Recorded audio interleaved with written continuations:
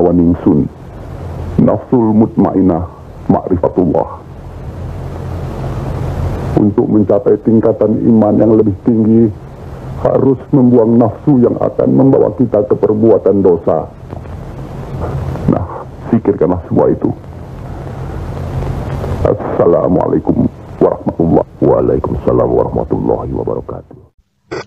Assalamualaikum warahmatullahi wabarakatuh. Selamat datang kembali di Kisah Channel. Pada kesempatan ini, Kisah akan membahas biografi dan sejarah dakwah singkat Sunan Kalijaga.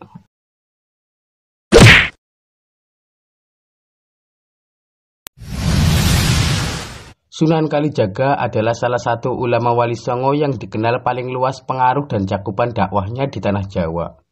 Sejarah hidup Sunan Kalijaga tidak semulus yang dibayangkan. Sebelum menjadi pendakwah, ia adalah promocoah alias penjahat. Riwayat kehidupan Sunan Kalijaga melintas batas era kerajaan di Jawa silih berganti. Ia menyaksikan perubahan sejak masa akhir kerajaan Majapahit, lalu Kesultanan Demak, Kesultanan Pajang hingga awal Kesultanan Mataram Islam. Sunan Kalijaga dilahirkan dengan nama Raden Said pada tahun sekitar 1450 Masehi. Sunan Kalijaga merupakan putra Temenggung Wilatikta Bupati Tuban. Di masa mudanya, Raden Said dikenal sebagai remaja nakal yang suka berjudi, minum minuman keras, mencuri dan melakukan banyak perbuatan tercela. Hal ini membuat ayahnya yang merupakan bangsawan dan penguasa Tuban malu memiliki anak berandalan. Akibatnya Raden Said diusir dari rumah oleh orang tuanya. Kenakalan Raden Said justru menjadi-jadi. Ia menjadi promocorah alias penjahat. Kerjaannya membuat onar dan kerusuhan. Bahkan konon Raden Said pernah menghabisi nyawa orang. Dalam buku sejarah kebudayaan Islam yang ditulis Suhaili, ketika Raden Said merampok dan merampas harta orang-orang, ia dikenal dengan julukan Lokajaya, yang artinya adalah penguasa wilayah.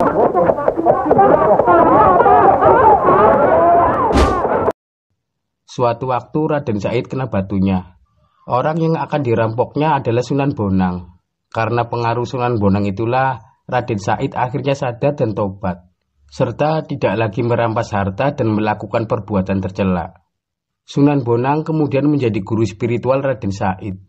Selain belajar Islam kepada Sunan Bonang, Raden Said juga menekuni kesusastraan Jawa dan belajar mendalang. Kelak pengetahuan seni dan budayanya inilah yang dijadikan sarana dakwah Islam oleh Sunan Kalijaga, sehingga diterima oleh masyarakat setempat.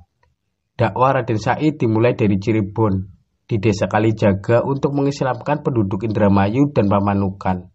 Karena basis dakwahnya di desa Kalijaga, Raden Said kemudian dikenal dengan julukan Sunan Kalijaga. Sebagaimana Wali Songo yang lain, Sunan Kalijaga berdakwah dengan pendekatan seni dan budaya.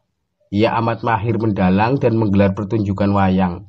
Sebagai dalang, ia dikenal dengan julukan Ki Dalang Sidabrangti, Ki Dalang Bengok, Ki Dalang Kumendung atau Ki Unehan. Sunan Kalijaga tidak mematok tarif bagi yang ingin menyaksikan pertunjukan beliau, melainkan cukup dengan menyebut kalimosodo atau 2 kalimat syahadat sebagai tiket masuknya. Dengan begitu, orang-orang yang menyaksikan pertunjukan wayang Sunan Kalijaga sudah masuk Islam.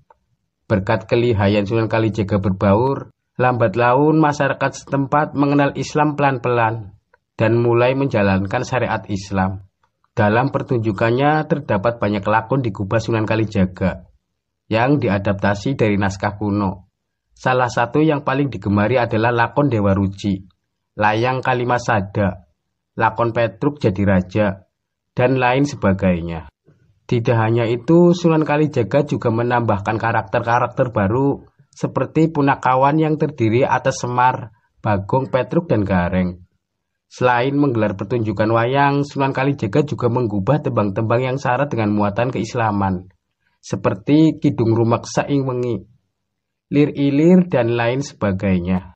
Selain sebagai dalang dan penggubah tembang, Sunan Kalijaga juga berkreasi sebagai seniman penari topeng, perancang pakaian, perajin alat-alat pertanian, hingga penasehat sultan dan kepala-kepala daerah di masa itu.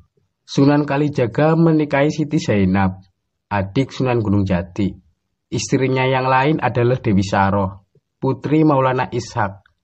Dari istri-istrinya itu Sunan Kalijaga memperoleh beberapa anak. Di antaranya adalah Watiswara atau Sunan Pengung dan Sunan Muria. Kedua anaknya itu melanjutkan dakwah yang dirintis Sunan Kalijaga. Tidak ada catatan pasti yang menyebutkan kapan Sunan Kalijaga meninggal dunia. Makamnya terletak di Desa Kadilangu, kira-kira berjarak 3 km dari Masjid Agung Demak.